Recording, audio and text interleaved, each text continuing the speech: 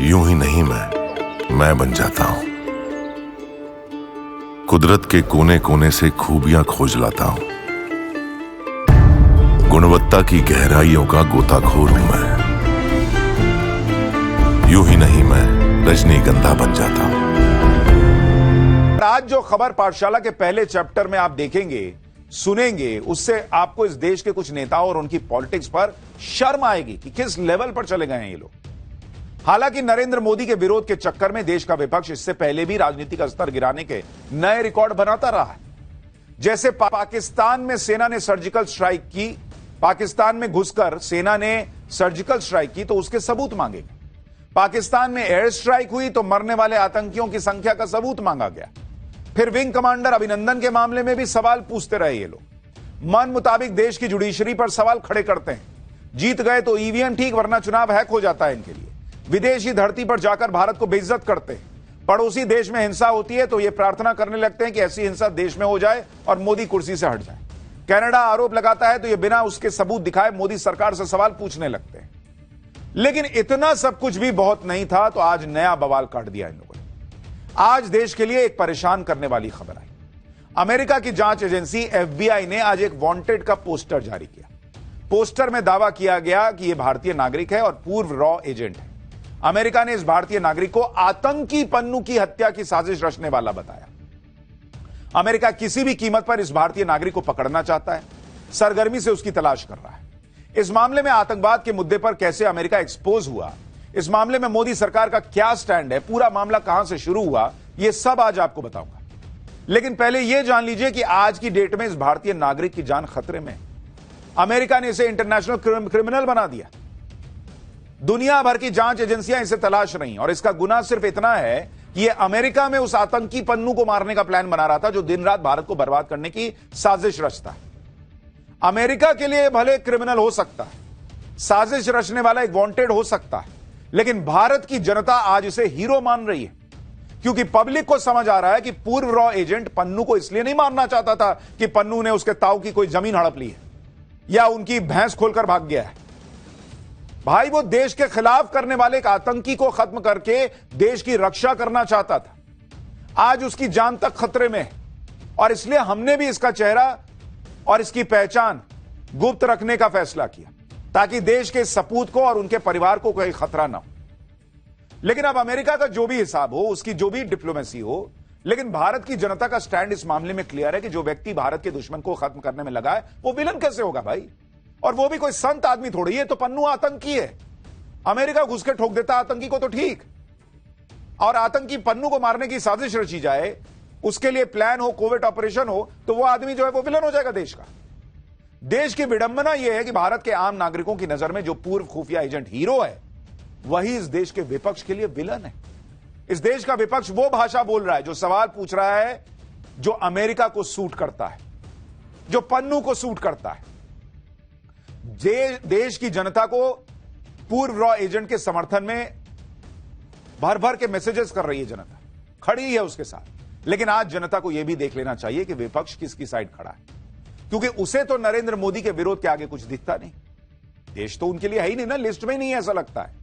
जहां नरेंद्र मोदी को घेरने का मौका मिल जाए, इंडी गठबंधन बिना सोचे बिना समझे कूद पड़ता है। जैसे बांग्लादेश में बवाल मचा तो इंडी गठबंधन यही दुआ कर रहा था एक तरीके से कि कुछ ऐसा ही भारत में हो जाए। अब अमेरिका के मामले में भी इंडी गठबंधन यही करता दिख रहा है।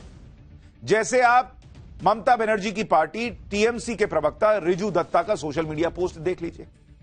ये भाई साहब लिख रहे हैं कि जब अमेरिकी सरकार और एफबीआई भारतीय नागरिक को मोस्ट वांटेड लिस्ट में डाल दे तो यह डिप्लोमेटिक लेवल पर बड़ी नाकामी है। यह दिखाता है कि हमारी विदेश नीति और उसे तय करने वाले लोग कितने असक्षम हैं। देसी जेम्स बॉन्ड फिर से फेल हो गया, विदेश मंत्रालय फिर से फेल हो गया। पहले कनाडा और अब अमेरिका। क्या हम अपने हर दोस्त को दुश्मन बना लेंगे? भारत सरकार जवाब दे। इनकी सोशल मीडिया पोस्ट पढ़कर तो यही लग रहा है जैसे टीएमसी कोई अमेरिका का राजनीतिक दल है। यहां का है ही नहीं, क्योंकि ऐसे संवेदनशील मामले में भारत के राजनीतिक दल की भाषा तो ऐसी नहीं होनी चाहिए। इसमें भी मोदी को घेरने का मामला है क्या बॉस? यह देश का मसला है। इनकी ऐसी भाषा देखकर लोग भी कंफ्यूज हो जाएंगे कि ये किस बात पर इतना खुश है। इस बात के लिए कि आतंकी पन्नू बच गया, या इस बात के लिए कि अमेरिका ने भारतीय नागरिक की साजिश फेल कर दी, या इस बात के लिए कि नरेंद्र मोदी की विदेश नीति को करारा झटका लगा है इनकी नजर में? कहीं तो मोदी से आगे बढ़ के सोचोगे बॉस। और इसी तरह टीएमसी की राज्यसभा सांसद सागरिका घोष ने भी सोशल मीडिया पर नरेंद्र मोदी को घेरने का मौका हाथ से जाने नहीं दिया। सागरिका घोष ने लिख दिया कि इस बारे में गृह मंत्रालय को पूरी जानकारी देनी चाहिए, ऑल पार्टी मीटिंग बुलानी चाहिए, विपक्ष को भरोसे में लेना चाहिए, इसके बाद संसद में पूरा बयान देना चाहिए। चलिए, सागरिका घोष की यह मांग तो फिर भी ठीक मान लें एक सेकंड के लिए कि सरकार को विपक्ष को जानकारी देनी चाहिए, लेकिन सरकार भी तो विपक्ष की हालत देख रही होगी। कैसे वो नरेंद्र मोदी के विरोध के चक्कर में अमेरिका के साथ खड़े दिखने लगते हैं, और नरेंद्र मोदी किस विपक्ष को भरोसे में ले? उस विपक्ष को जो पूरी बात जाने बिना ही सरकार को कटघरे में खड़ा कर रहा है, जो डंके की चोट पर भारतीय नागरिक की पहचान को जगह जगह सार्वजनिक कर रहा है, उसकी जान को खतरे में डाल रहा है। अभी तो मामला अमेरिका की कोर्ट में चल ही रहा है, अभी डिप्लोमेटिक चैनल पर दोनों देशों की बातचीत चल ही रही है। कौन सी जानकारी चाहिए इनको? जिस व्यक्ति को अमेरिका मोस्ट वांटेड बता रहा है, उसके बारे में अमेरिका क्या क्या कह रहा है वो आपको बताता हूं। अमेरिका के मुताबिक इस भारतीय नागरिक ने पन्नू को मारने की साजिश भारत से बैठे बैठे रची। इसी ने आतंकी पन्नू को मारने के लिए निखिल गुप्ता नाम के एक व्यक्ति को हायर किया। अमेरिका ने शुरू में उसे भारत सरकार का एक कर्मचारी बताया। अमेरिका के मुताबिक यह व्यक्ति वरिष्ठ फील्ड अधिकारी है जो पहले सीआरपीएफ में रह चुका है। अमेरिका ने जो इसकी एक तस्वीर जारी की है उसमें यह भारतीय नागरिक सेना की वर्दी में दिख रहा है। अमेरिका ने इसकी और भी जानकारी दी, जिसे हम सिर्फ इसलिए नहीं बता रहे ताकि इसकी जान को खतरा ना हो, क्योंकि इस देश का विपक्ष कुछ भी सोचे, हम तो यही जानते हैं कि रॉ का एजेंट हो या रॉ का पूर्व एजेंट हो, वो आपकी हमारी सुरक्षा के लिए ही अपनी जान जोखिम में डालते हैं। वरना उनको कोई शौक नहीं है कि अपना परिवार छोड़कर कहीं किसी ऑपरेशन में लगे हों। कौन पूछता है बॉस उनकी जिंदगी के बारे में? कुछ उनको हो जाए, कोई बात करने वाला नहीं होता, किसी को वो बताते तक नहीं है कि वो रॉ के एजेंट हैं या खुफिया एजेंट हैं, कोई नाम लेने वाला नहीं होता। और आज एक व्यक्ति अमेरिका ने कह दिया, इसलिए मोस्ट वांटेड हो गया इस देश के विपक्ष के लिए भी, और उस पर सवाल खड़े हो रहे हैं। अमेरिका ने जैसे ही मोस्ट वांटेड की लिस्ट में एक भारतीय का नाम चस्पा किया, वैसे ही कांग्रेसी नेताओं के चेहरे चमक उठे कि मोदी को तो घेरने का मौका मिल गया।